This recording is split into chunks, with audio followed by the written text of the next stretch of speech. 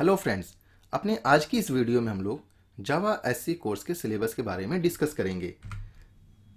तो अपने सिलेबस के बारे में बताने के पहले मैं एक बात आपको बता देना चाहता हूँ कि अक्सर कुछ स्टूडेंट्स ये सोचते हैं कि हम लोगों को सी लैंग्वेज या सी प्लस प्लस नहीं आती तो हम लोग जावा नहीं सीख सकते। तो ऐसी बात नहीं है। आपकी पहली प्रोग्रामिंग लैंग्वेज जावा हो सकती है, यानी कि हमारे इस कोर्स को करने के लिए आपको किसी भी प्रोग्रामिंग बैकग्राउंड की आवश्यकता नहीं है। आपको कोई भी लैंग्वेज नहीं आती है तो भी आप डायरेक्टली हमारे इस कोर्स को ज्वाइन कर सकते हैं। इस कोर्स में हम लोग दो प्रोजेक्ट्स पे काम करेंगे। हमारा जो पहला प्रोजेक्ट होगा वो एक गेम होगा, टिकटॉक टू। ये गेम अक्सर आप लोगों ने खेला होगा। आपके सामने स्क्रीन पे ये जो इमेजेस दिख रही है टिकटॉक टू गेम की, हम लोग कुछ इसी टाइप से इस गेम को डेवलप करेंगे। इसके बाद जो हमारा दूसरा प्रोजेक्ट होगा वो होगा टेक्स्ट एडिटर, नोटपैड। नोटपैड आप सभी के सिस्टम में होता है और यहाँ पर ये जो पूरा आपको नोटपैड दिख रहा है जिसमें file menu, edit menu, format menu, view menu, उसके बाद ये जो आपको टेक्स्ट कंटेंट्स दिख रहे हैं इनकी साइज को इंक्रीज करना, डिक्रीज करना, फॉन्ट स्टाइल चेंज करना, बोल्ड इटैलिक करना, बैकग्राउंड कलर को चेंज करना, इन सभी पे हम लोग काम करेंगे जो कि एक रियल वर्ल्ड का प्रोजेक्ट है। इसके बाद अब मैं आपको बताता हूँ कि हम लोग अपने जावा एससी के कोर्स में कौन कौन से टॉपिक्स को कवर करेंगे। तो सबसे पहले हम लोग जावा इंट्रोडक्शंस में जावा क्या है, जावा की हिस्ट्री क्या है, जावा की फीचर्स के बारे में हम लोग डिस्कस करेंगे, जिसमें जावा के फीचर्स में हम लोग प्लेटफॉर्म इंडिपेंडेंसी फीचर्स, पोर्टेबिलिटी और प्लेटफॉर्म इंडिपेंडेंसी, रोबस्टनेस फीचर, जावा सिक्योरिटी लोग बोलते हैं कि जावा बहुत ही सिक्योर लैंग्वेज है। इसका मैं आपको प्रैक्टिकली एग्जांपल के साथ बताऊंगा कि जावा सिक्योर कैसे है। जावा ओपन सोर्स फीचर्स, इसके बाद जेडीके क्या होता है, जेआरई क्या होता है और जेवीएम क्या होता है जावा में, और जेवीएम का पूरा डीप आर्किटेक्चर मैं पूरा इसको एक्सप्लेन करके आपको बताऊंगा। इसके बाद हम लोग एक जावा हेलो प्रोग्राम की कोडिंग करेंगे जिसमें हम लोग पब्लिक क्या होता है, स्टैटिक क्या होता है, वाइड क्या होता है, मेन क्या होता है, इन सबको मैं डिटेल में आपको एक्सप्लेन करके बताऊंगा। फिर इस प्रोग्राम को हम लोग कंपाइल कैसे करेंगे, इस प्रोग्राम को हम लोग जावा में रन कैसे करते हैं, और एक बहुत ही पॉपुलर एरर जो कि अक्सर बिगिनर लेवल के स्टूडेंट्स फेस करते हैं सीएमडी में जब वो जावा को रन करते हैं कि Java C is not recognize as an internal और एक्सटर्नल कमांड। तो इस प्रॉब्लम को हम लोग कैसे फिक्स करेंगे, टेम्प्रोरी पाथ क्या होता है और परमानेंट पाथ क्या होता है, इसे सेट कैसे करते हैं, और जावा डब्ल्यू कमांड में क्या डिफरेंसेस हैं। इसके बाद हम लोग प्रोग्रामिंग लैंग्वेज टर्मिनोलॉजी की बात करेंगे, यानी कि ऐसे टर्मिनोलॉजी जो सभी लैंग्वेजेस में पाई जाती हैं, यानी कि सी में भी ये है, सी प्लस प्लस में भी है, जावा में भी है, पाइथन में भी है, पीएचपी में भी है, जैसे data types, variable, literals, comments, keywords, constants, identifier और ऑपरेटर्स। इसके बाद हम लोग कंट्रोल स्टेटमेंट्स को देखेंगे जिसमें हम लोग conditional statements, if else, if else if, nested if और स्विच के बारे में पढ़ेंगे।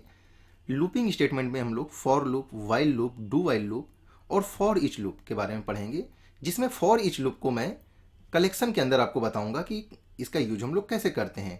जंप स्टेटमेंट में हम लोग रिटर्न, कॉन्टिन्यू और ब्रेक कीवर्ड का यूज करेंगे और इनसे रिलेटेड हम लोग 25 से 30 एग्जाम्पल्स दिखेंगे, जिसमें हम लोग टेबल प्रिंट करना, Fibonacci series, prime numbers, Armstrong numbers, star pattern, number pattern, alphabet pattern, इन सभी प्रोग्राम्स को हम लोग सीखेंगे कि इन सबकी हम लोग प्रोग्रामिंग और कोडिंग कैसे करते हैं, और ये सभी प्रोग्राम आपकी लॉजिक इंप्रूव करने में आपकी हेल्प करेंगे।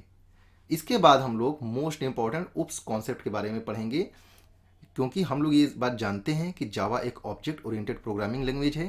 तो इसके में हम लोग उप्स कॉन्सेप्ट में हम लोग naming conventions, class and objects, methods, constructors, static keyword और दिस कीवर्ड। इसके बाद हम लोग इनहेरिटेंस और पॉलीमॉर्फिज्म के बारे में पढ़ेंगे। पॉलीमॉर्फिज्म में हम लोग मेथड ओवरलोडिंग, ओवरराइडिंग के कॉन्सेप्ट के बारे में पढ़ेंगे। कोवेरिएंट रिटर्न टाइप क्या होता है, सुपर कीवर्ड का हम लोग यूज कैसे करते हैं, इंस्टेंस इनिशियलाइजर ब्लॉक को हम लोग कैसे बनाते हैं, final keyword, run time polymorphism क्या होता है, डायनेमिक बाइंडिंग, इंस्टेंस ऑपरेटर और अब्स्ट्रैक्शन, क्लास, इंटरफेस, ये सब क्या होते हैं उप्स के अंदर, इन सभी को हम लोग डीप में समझेंगे। इन कैप्सुलेशंस के अंदर हम लोग पैकेज और एक्सेस मॉडिफायर्स के बारे में पढ़ेंगे। उसके बाद हम लोग इरे के बारे में पढ़ेंगे और इससे रिलेटेड हम लोग नियर अबाउट 20 एग्जाम्पल्स को भी देखेंगे। जब ये सारे कॉन्सेप्ट हमारे उप्स के क्लियर हो जाएंगे तब हम लोग उप्स से रिलेटेड एडवांस टॉपिक्स को कवर करेंगे, जिसमें हम लोग ऑब्जेक्ट क्लास, ऑब्जेक्ट की cloning, wrapper class, recursion, strictfp keyword, Java doc tool क्या होता है, garbage collection and finalize method क्या होता है, क्लास क्लास क्या होता है, जो कि एक रिफ्लेक्शन का ही पार्ट है। क्लास मोस्ट इंपॉर्टेंट, इंटरव्यू में अक्सर पूछा जाता है। Scanner class, utility class, legacy class, marker class, relationship between class, aggregation has, जिसको कि हम लोग has a relationship and association बोलते हैं। Nested class, copy constructor, constructor चैनिंग क्या होती है। और इसके बाद हम लोग स्ट्रिंग की तरफ मूव करेंगे, जिसमें हम लोग स्ट्रिंग क्या होता है, स्ट्रिंग क्लास के मेथड्स क्या होते हैं, स्ट्रिंग बफर क्लास क्या होती है, स्ट्रिंग बिल्डर क्लास क्या होती है, स्ट्रिंग टोकनाइजर क्लास क्या होती है, string buffer versus string builder, यानी इन दोनों के बीच में हम लोग डिफरेंसेस देखेंगे। स्ट्रिंग क्लास कंस्ट्रक्टर क्या होता है, और स्ट्रिंग से रिलेटेड हम लोग नियर अबाउट 20 एग्जाम्पल्स भी सॉल्व करेंगे। इसके बाद हम लोग एक्सेप्शन हैंडलिंग के बारे में पढ़ेंगे कि एक्सेप्शंस क्या होते हैं, एक्सेप्शन हैंडलिंग क्या होती है, एक्सेप्शंस और एरर में क्या डिफरेंसेस है। ये इंटरव्यू में सबसे ज़्यादा पूछे जाने वाला क्वेश्चन है एक्सेप्शन हैंडलिंग से रिलेटेड। ट्राई कैच ब्लॉक क्या होता है, nested try, finally block, try catch, finally throw और थ्रोज कीवर्ड्स क्या होते हैं, final versus finally versus finalize, इन तीनों में डिफरेंसेस के बारे में हम लोग समझेंगे। और कस्टम एक्सेप्शंस यानी कि हम लोग यूजर डिफाइन एक्सेप्शंस क्या होता है, इसके बारे में भी सीखेंगे। और इसके बाद हम लोग GUI यानी ग्राफिकल यूजर इंटरफेस की तरफ मूव करेंगे, जिसमें हम लोग AWT और स्विंग के बारे में पढ़ेंगे, जो कि GUI बेस्ड API है, जो कि जावा में पहले से ही बनी हुई है और जिसका यूज करके हम लोग अपने दोनों प्रोजेक्ट्स, जो हमारा गेम था और जो टेक्स्ट एडिटर था, इन दोनों में हम लोग AWT और स्विंग का ही यूज करके इसे बनाएंगे। इसके बाद हम लोग फाइल इनपुट आउटपुट स्ट्रीम के बारे में पढ़ेंगे, जिसमें हम लोग file output stream, file input stream, buffer output stream, buffer input stream, stream, print writer, file class, serialization, इन सभी के बारे में हम लोग डिस्कस करेंगे। और इसके बाद सबसे इम्पॉर्टेंट टॉपिक्स मल्टी थ्रेडिंग के बारे में हम लोग पढ़ेंगे, जिसमें हम लोग मल्टी थ्रेडिंग क्या होता है, इसकी लाइफ साइकिल थ्रेड की, थ्रेड को क्रिएट करना, इसका scheduler, thread sleeping, naming thread, thread priority, इन सब के बारे में हम लोग बहुत ही डीप में डिस्कस करेंगे। इसके बाद हम लोग सिंक्रोनाइजेशंस के बारे में पढ़ेंगे, जिसमें synchronise block, static synchronisations, deadlock क्या होता है, इंटर थ्रेड कम्युनिकेशंस क्या होते हैं, इन सब के बारे में हम लोग डिटेल्स में समझेंगे। इसके बाद हम लोग रिफ्लेक्शंस के बारे में पढ़ेंगे। आप रिफ्लेक्शंस को मैं इस तरह से बता दूं कि ये एक तरह से आप मान लीजिए कि ये जावा का बैकबोन है और ये बहुत ही इंपॉर्टेंट है। इसके बाद हम लोग कलेक्शंस के बारे में पढ़ेंगे, और जावा में कलेक्शंस, आपने सी के बाद डेटा स्ट्रक्चर्स अगर पढ़ा होगा तो जावा में कलेक्शन को हम लोग data structure, collection is nothing as a data structure, यानी पूरा एक ये डेटा स्ट्रक्चर है जो कि हम लोग जावा में यूज करेंगे, जिसमें collection framework, lists, map, hash table, comparable interface, comparator interface, comparable versus comparator और एरे लिस्ट वर्सेस वेक्टर, इन सब के बारे में हम लोग डिटेल्स में सीखेंगे।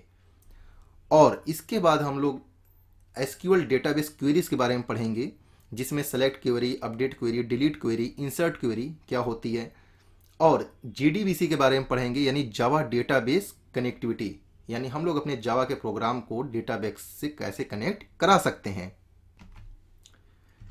इसके बाद हम लोग RMI यानी रिमोट मेथड इन्वोकेशंस और नेटवर्किंग के बारे में जानेंगे, जिसमें हम लोग RMI के बारे में पढ़ेंगे, नेटवर्किंग कॉन्सेप्ट के बारे में पढ़ेंगे, और सॉकेट प्रोग्रामिंग क्या होती है इसके बारे में भी हम लोग जानेंगे।